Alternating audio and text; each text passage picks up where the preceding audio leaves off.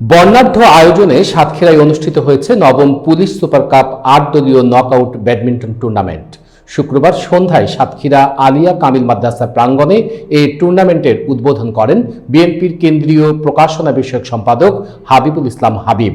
বিস্তারিত দেখুন মোকাররম বিল্লাহ ইমনের তথ্যচিত্রে।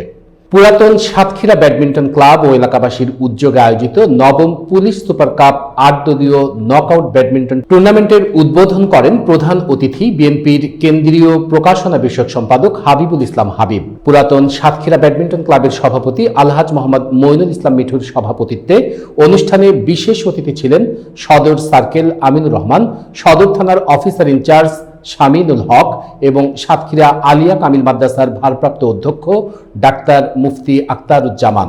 এছাড়া ভোমরা সিএনডিএফ এজেন্ট অ্যাসোসিয়েশনের সভাপতি আবু হাসান, বিশিষ্ট ব্যবসায়ী মীর শাহিন হোসেন, সমাজসেবক গাউসুল আলম রাজ এবং জেলা ক্রীড়া সংস্থার সাবেক যুগ্ম সাধারণ সম্পাদক মীর তাজুল ইসলাম রিপন সহ আরও অনেকে উপস্থিত ছিলেন।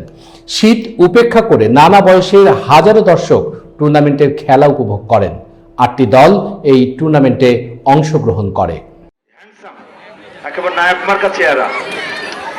হুজুর এদিকে ওঠেন, দেখে আপনার নাম উনি বলছেন, আপনি বলবেন।